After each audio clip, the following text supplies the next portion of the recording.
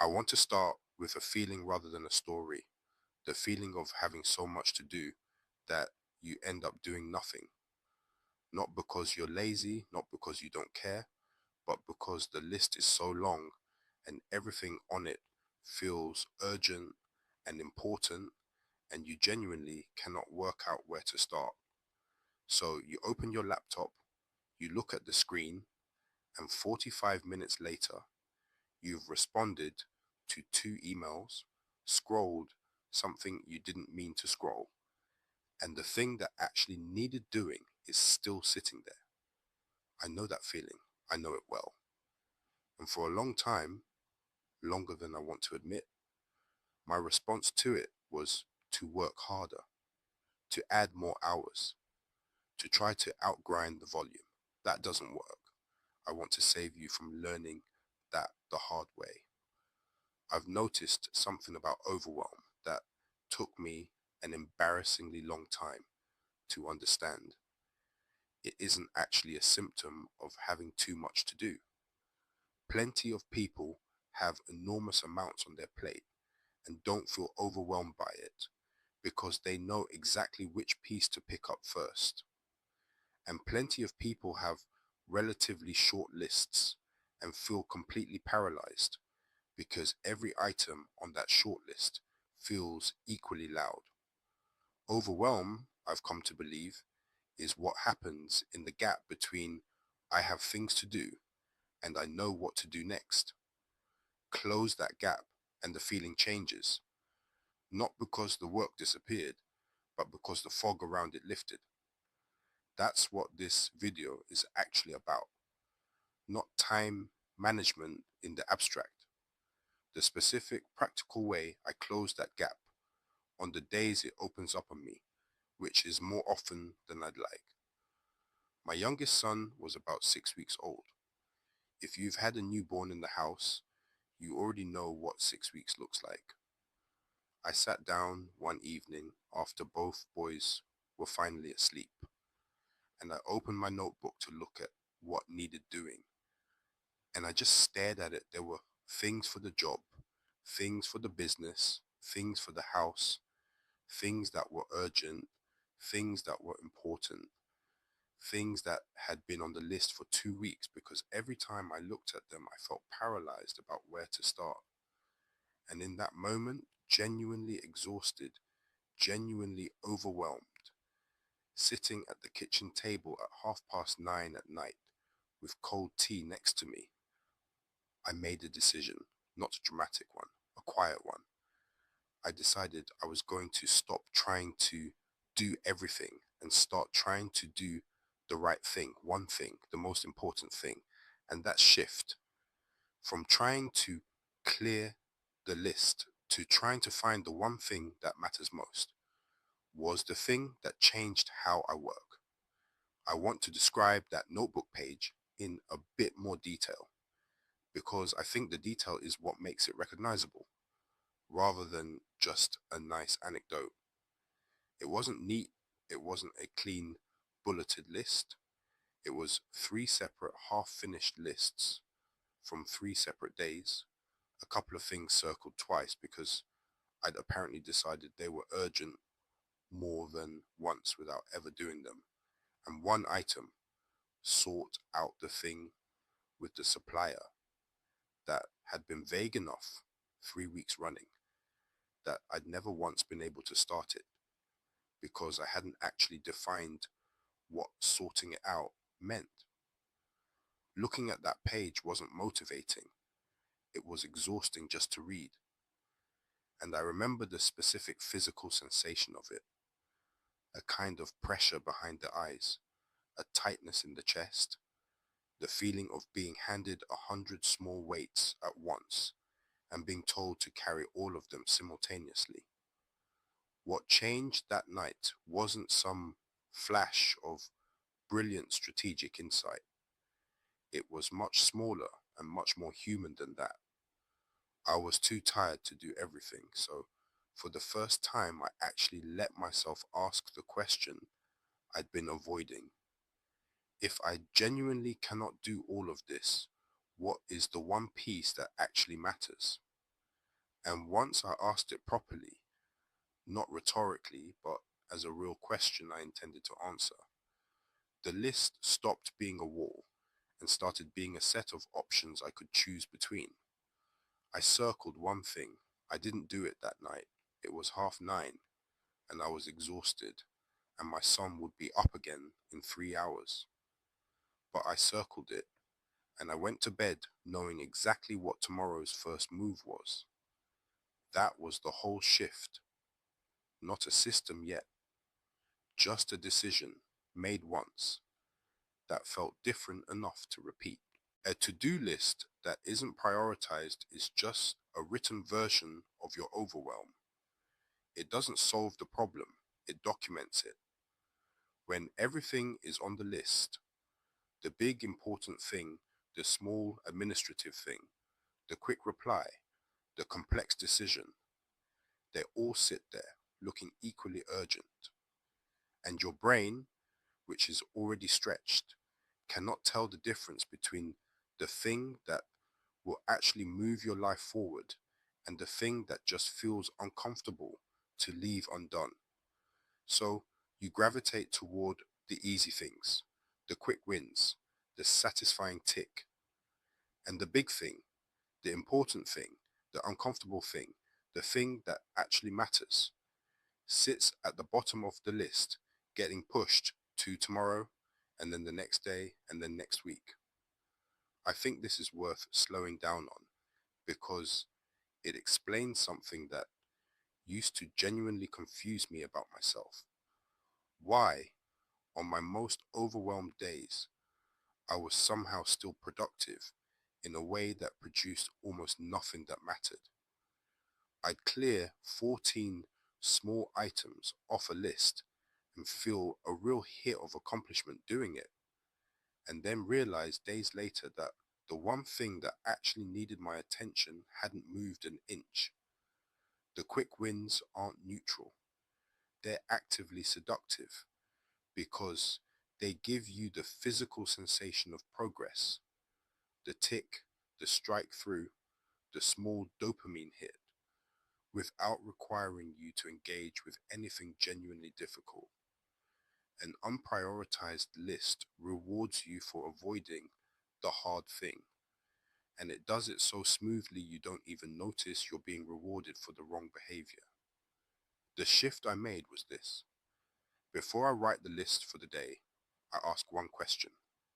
If I only get one thing done today, what should it be?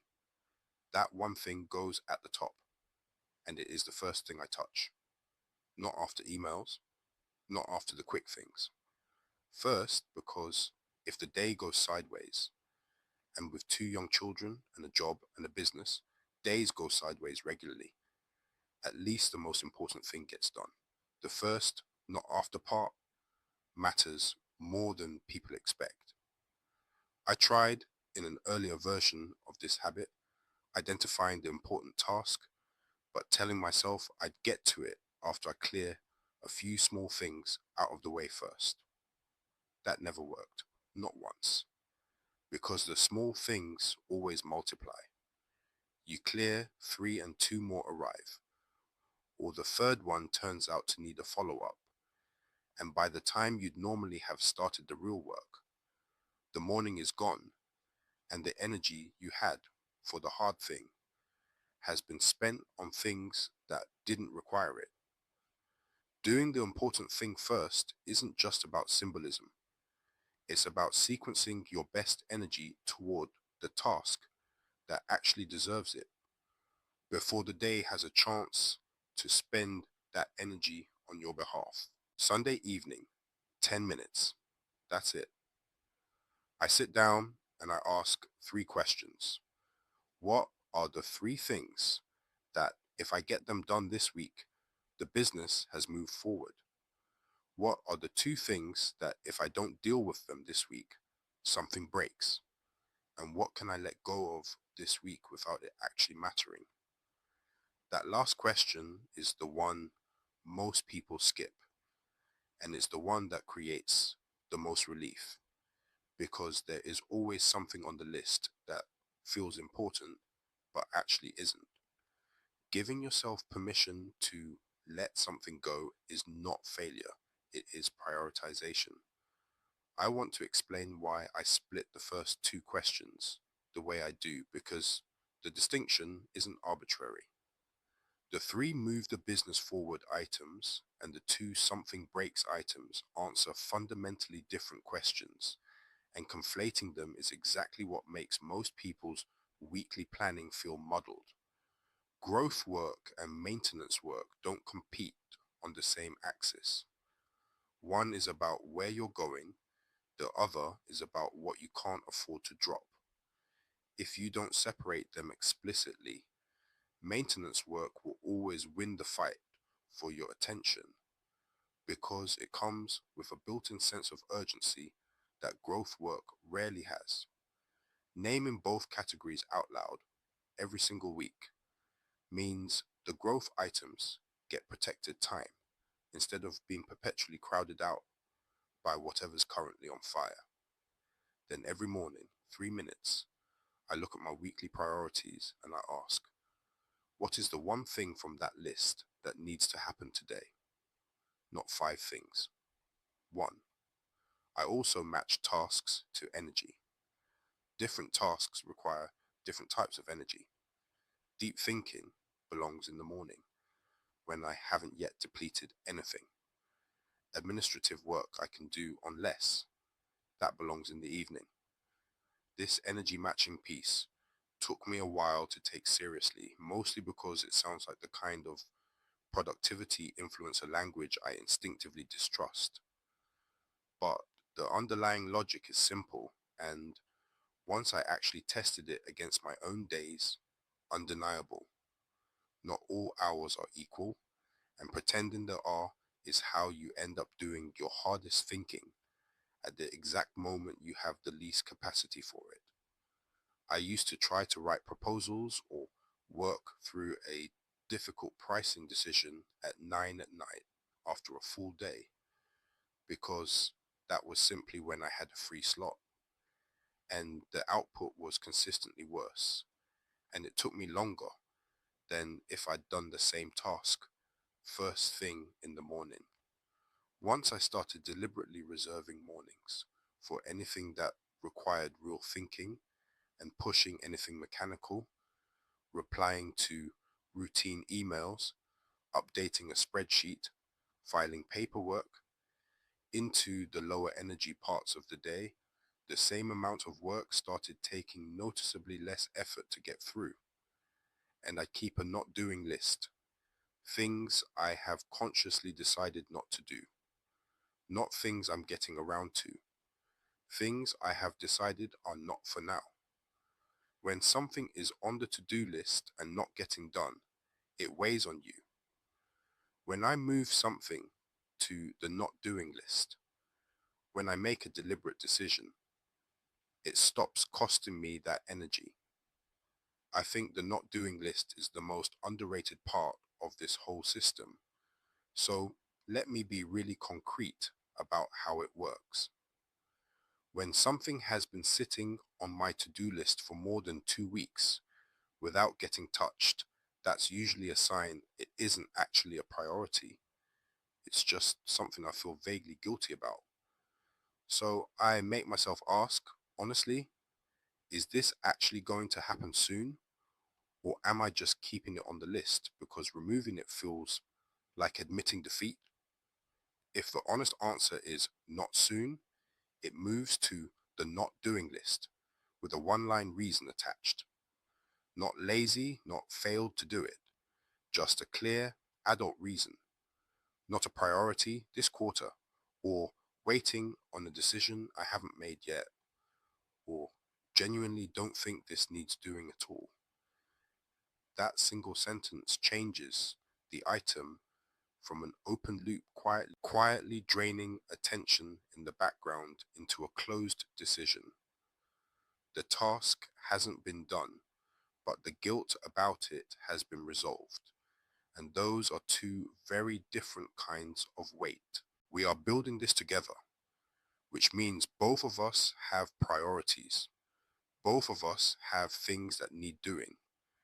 and we are both operating with the same finite set of hours and the same two children and the same broken sleep. Early on, we weren't managing our priorities together. We were managing them separately and hoping they'd align. The Sunday 10-minute check-in changed this. Now it's a shared conversation. We align on what the week's priorities are for the business as a whole. What are we trying to move forward this week? Who owns what? What does done look like for each thing? And critically, what are we consciously not doing this week? Before we did this properly, our version of coordinating was really just two separate people occasionally colliding into each other's plans without warning. I decide privately that this was the week to push hard on something for the business, without checking whether it was also the week she'd already earmarked for something equally demanding on her end. We'd both show up to Wednesday exhausted, wondering why the week felt so much harder than it needed to. And the honest answer was that we'd unintentionally stacked two big pushes on top of each other instead of sequencing them. Nobody did anything wrong. We just hadn't actually talked about it out loud and assumed the other person's plans would somehow accommodate ours by default. That last one, agreeing together on what we're putting down, removes a particular type of guilt. The guilt of seeing something that needs doing and feeling like you should be doing it. When you've agreed together that it's not this week, it's not this week. The decision was shared. The guilt doesn't have the same grip. There's something specific about shared decisions that solo decisions don't have, and it's worth naming directly. When I decide alone to deprioritize something, there's always a small voice available to second guess me later, wondering if I made the right call, wondering if I was just avoiding something hard. When we decide it together, that voice has much less room to operate because the decision wasn't made in a vacuum. It was made with someone else who has full visibility into the trade-offs and agreed it was the right call, given everything on both our plates. It's a small structural difference, but it changes how the week actually feels to live through, not just how it looks on paper.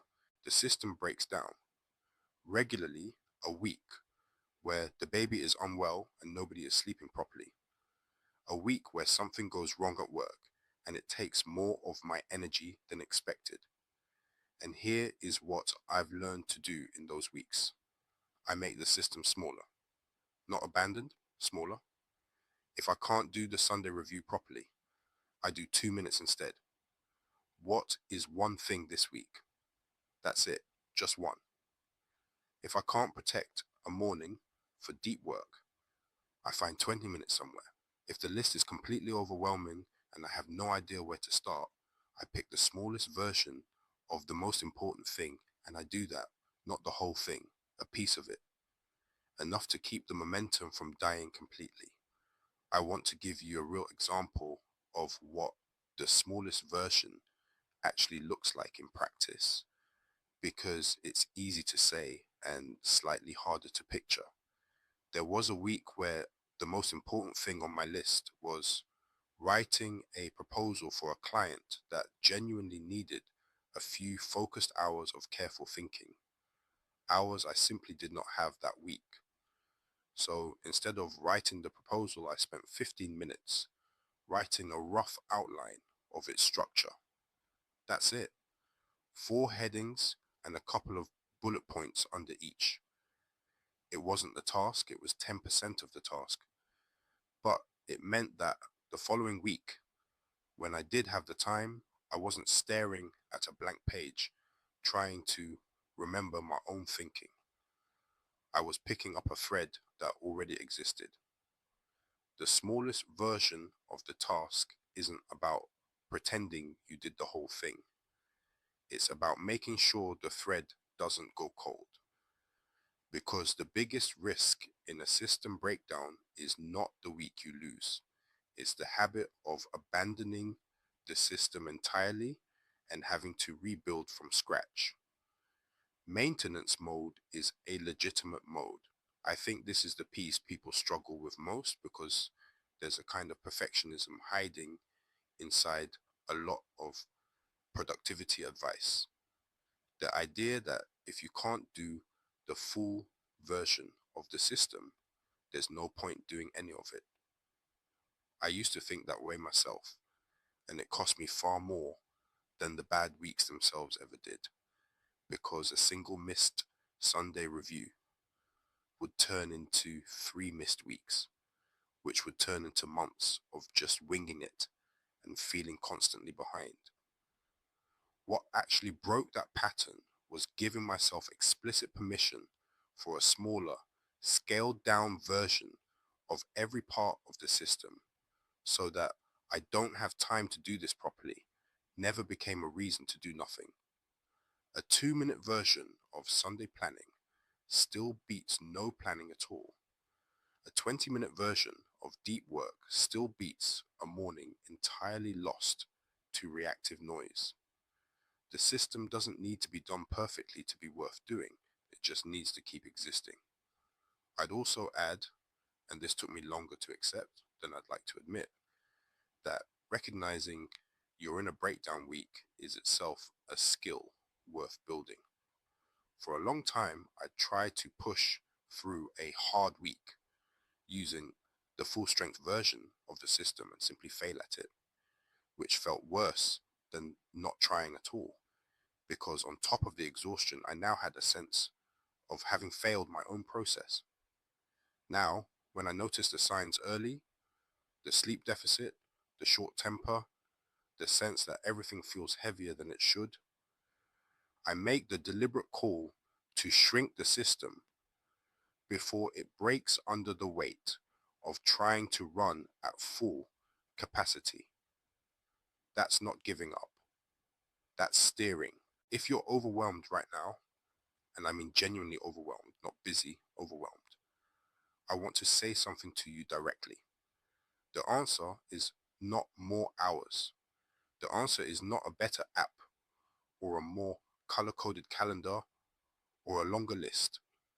The answer is clarity. Clarity about what actually matters this week. Not everything that matters, the thing that matters most. Because here's what I know from being in it.